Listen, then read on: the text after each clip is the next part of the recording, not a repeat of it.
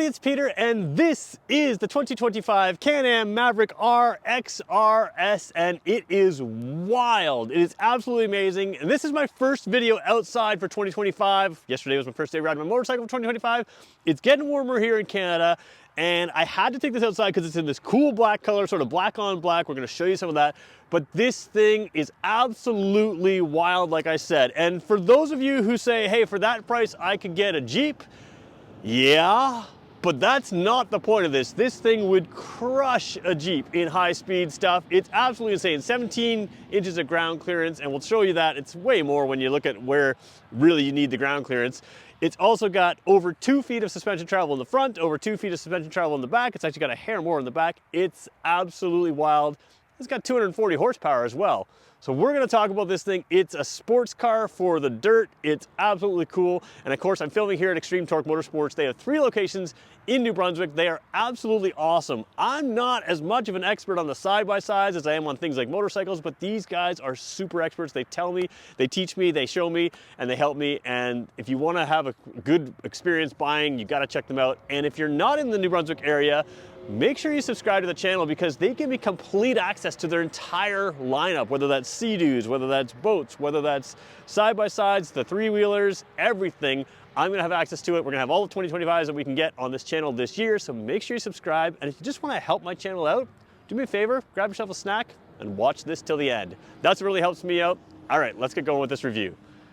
So one thing I always like to do is try to place things in a class. And I mean, I know this thing has a class, but in like the real world, this thing is beyond class. This thing is similar to what you find on YouTube when you go searching for these hand-built kind of like crazy off-roaders. That's kind of what this feels like to me. It's hard to show the general size of it because it doesn't look like too tall or too big or anything, but like it's just massive, and the size of the pieces like suspension and other things are just incredible. So this thing is just really, really impressive to see. So it is a true sport class off-road vehicle. And again, when people talk about Jeeps, and this is why I kind of knock Jeeps, keep in mind I've owned 2 Jeeps, I love Jeeps, but a Jeep is a slower speed rock crawler. This thing, it can do slow speed for sure, but it's really made to do high speeds with incredible suspension travel. And it's not just about suspension travel, it's about geometry of things, and that's part of the design here. So we're gonna talk about some of that, and there's a lot of tech inside that we gotta show you. It's pretty cool. So what class is it? Just pure fun and exhilaration. All right, let's start at the front, we'll work our way through. All right, so taking a look at the front here, you have some crazy stuff. First of all, they claim 17 inches of ground clearance. Well, I can tell you right down the center here, that is way more than 17 inches of ground clearance. It's more. So I don't know where they're measuring from, but this is a lot more than just, you know, a foot, maybe 17, I don't know. It just feels like so much more. The other cool thing you have here is a cool face up here, LED headlights right there, and you have the LED marker lights down here. So very automotive kind of look here, very aggressive look, as you can tell. There's a camera system out front here, so there is a forward view camera. We'll try to show you some of that stuff inside here. You don't have a winch on this particular model. Now that may seem like a surprise to some people, but you got to keep in mind that depending on your use case, if you're just using this in dunes and you want to keep that front end light and again geometry back, you can just go with the tow hook on the front here. Of course, if you want to put a winch on, you can do that as well.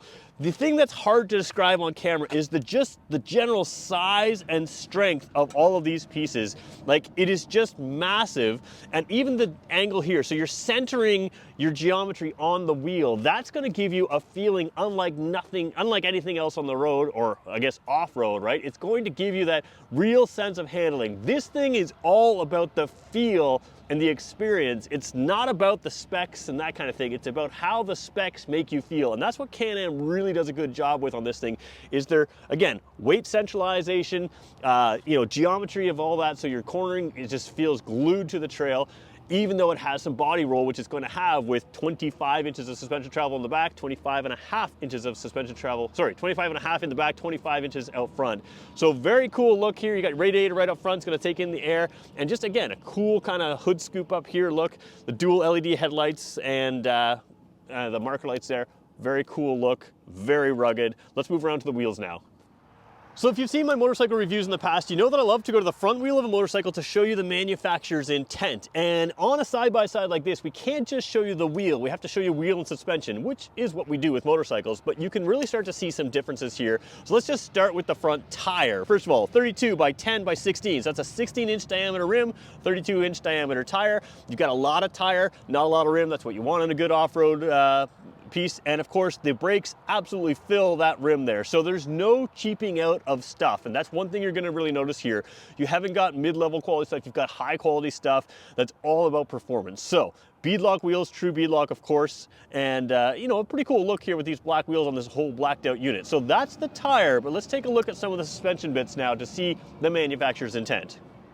So again, looking at a motorcycle, you want to see the suspension to figure out the manufacturer's intent. And if you're going to look at the components here, basically what you see is crazy thick, crazy strong pieces here. And we're going to scroll up. We're going to talk about the actual suspension there in a second here, but check out this piece right here. That's what I'm really trying to show you. Why do they do this up top here? Why don't they just, like, you know, build it in here? Again, this is all about geometry, wheel travel, everything about feel. This is part of what gives you the feel. In plain language, that gives you the feel of amazing handling because it changes the center of gravity, changes the sort of the width of everything, and that's what's going to give you some of that great handling. So while it looks wild, it's all about giving you that feel. Now, speaking of feel, we should talk about the suspension, which is of course adjustable. Let's show you the top of that. All right, I'm starting in wide angle here, which is very much skewing the view, curving things down a little bit, but I want to show you dead straight in the middle of your screen what we're looking at. So this is the top of the suspension. Again, when we talk about weight centralization, let's just come out a tiny bit here. You can see that both both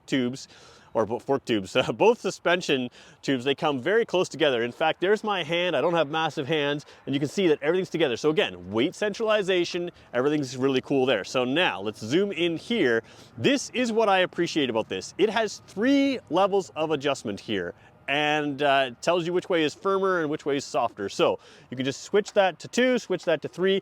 All 4 corners have the ability to very easily switch this from the 3 different levels. To me, any more than 3 levels and we're just kind of picking one, right? You can give 25 levels in here and you're just going to turn it to whatever you think is sort of the low, the mid, and the high, right?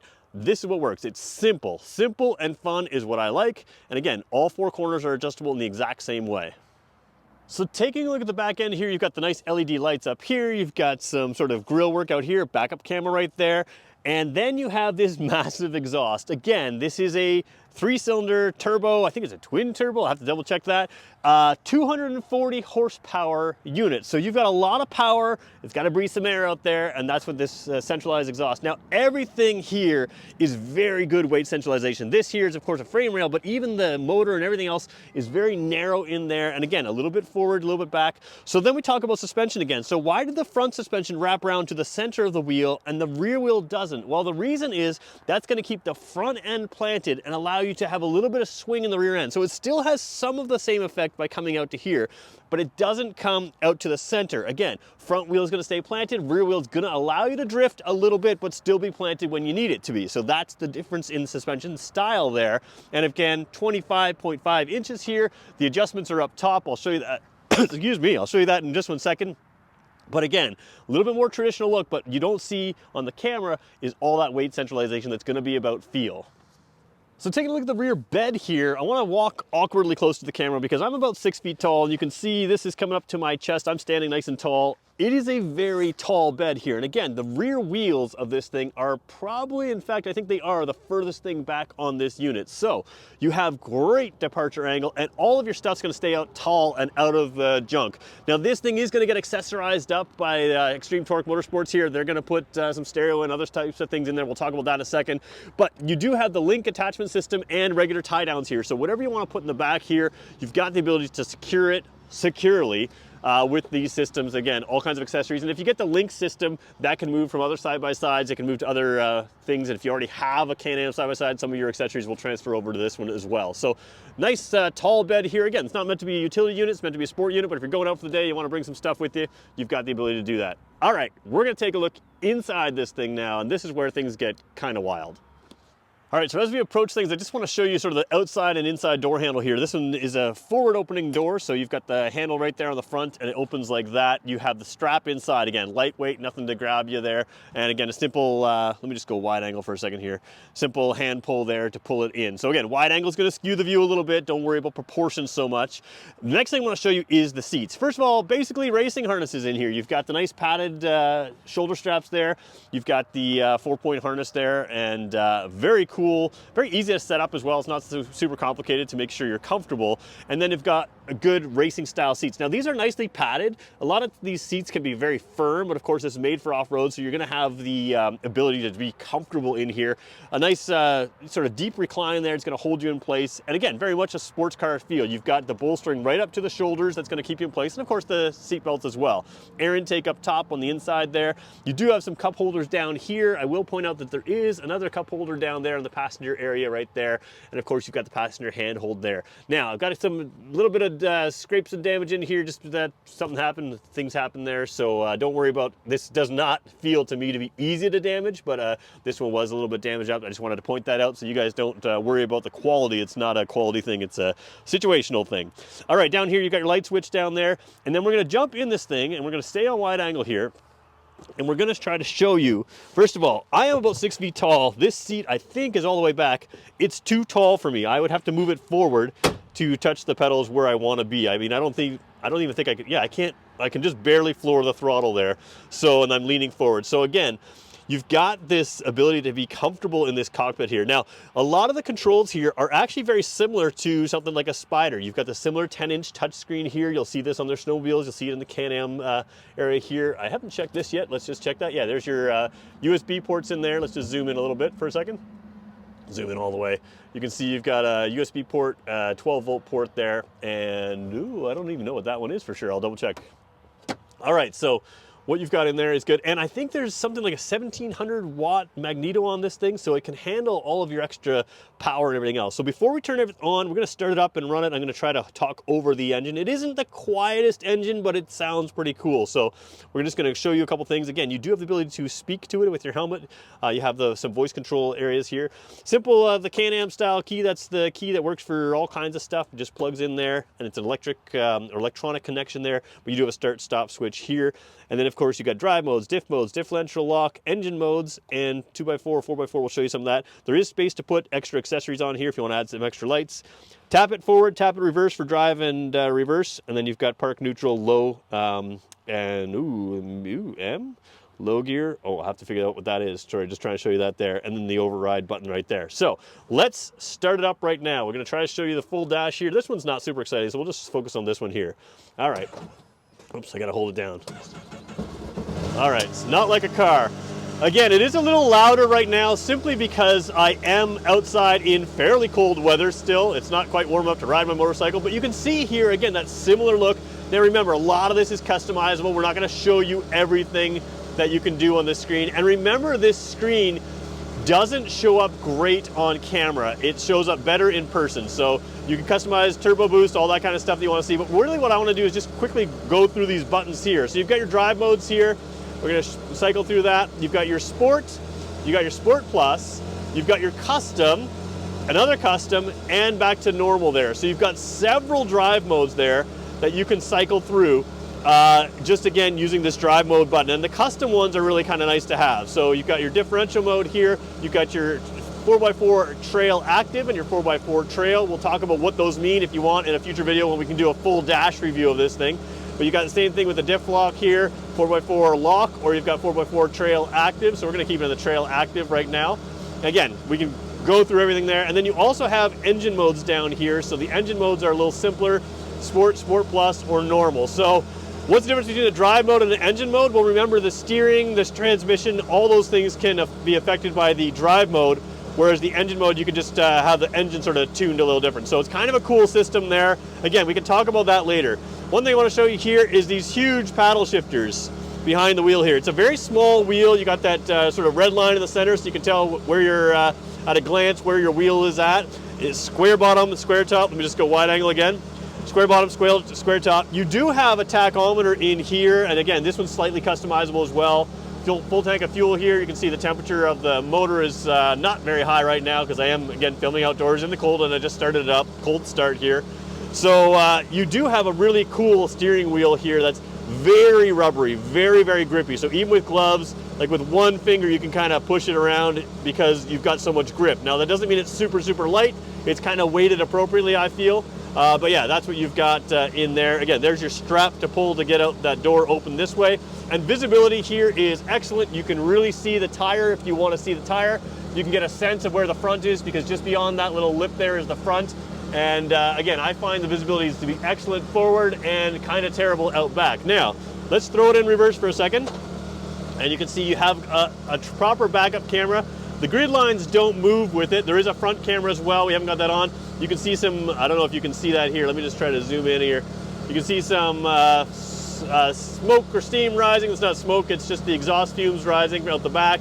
And that's again because it's very, very cold. But you do have the ability to have that rear camera and in there and have a similar view on the front camera. So very cool system there. One thing I will point out as well, if you turn the wheel like I just did, you can see the paddle shifters stay in place. That's a true like performance type thing. You don't want to be down here trying to shift. You want to have your paddle shifters in the same spot no matter where you are. So that is a quick review of the interior. Let's jump back outside and talk about who this is really for. So let's talk about who this unit is actually for. Now I covered off the top, this is not in any way a Jeep. This thing is far more sports car. So if you've always wanted a sports car, but you want to head off-road, that's what this is. This is not a utilitarian, slow-moving rock crawler, although I think it'd be amazing to crawl rocks. You've got that low-range gearing. But this thing can go low speed or high speed, off of jumps, give you that real plush suspension, so it's going to land and stay put, you know? This is the kind of thing that maybe is a midlife crisis thing for a guy like me who doesn't want a Miata, wants something cooler and with a lot more horsepower. Again, 240 horsepower is absolutely insane. You've got just the huge suspension pieces on here that allow you to actually take this thing and use it the way you want to use it, to go be abusive of it in some ways. You've got something you can buy under warranty and not have to build yourself. You've got something with smart suspension design that allows you to have a true feeling of control instead of just you know, is it in control, is it not? Everything about this thing screams performance, and it's just an absolute blast to look at, to be in, and of course to ride. Any terrain you want to go down, this thing can go down. Now, it's not something I would buy for casual trail use. It's just going to be too hard to drive this thing slow and to just gonna kind of go out with the group ride. Could you do it? Absolutely. But I think this thing is really about going out there and a place where there's a lot less rules than something like the road and having an absolute blast. Fast, fun, jump it, drive it, trailer at home, do it again the next weekend. This thing is just about fun. Now, there is a price to entry on this. It's a higher end piece, but I do think it is a fair price when you start looking component by component to what you're getting. A quality brand, well designed, well engineered, safety in mind. Again, Can-Am has true, proper safety roll cages. They don't have, like, you know, cheapy ones that just are there for show. They're usually set to a higher standard than a lot of the others in the industry. So you have something here that's going to be safe, fun, and just absolutely wild. So this thing is going to be built up more by Extreme Torque Motorsports. We'll come back to it when they put the stereo in. They're going to maybe do some other stuff with it. So as they build it up, we'll come back to it and make sure we get on camera again. And if you made it this far in the video, thank you for watching. Tell me what you think of this thing. Is it your kind of thing? Is it wild? Is it fun? You know, would you love to drive it, have it, try it out? Let me know in the comments below, and we'll catch you in the next one.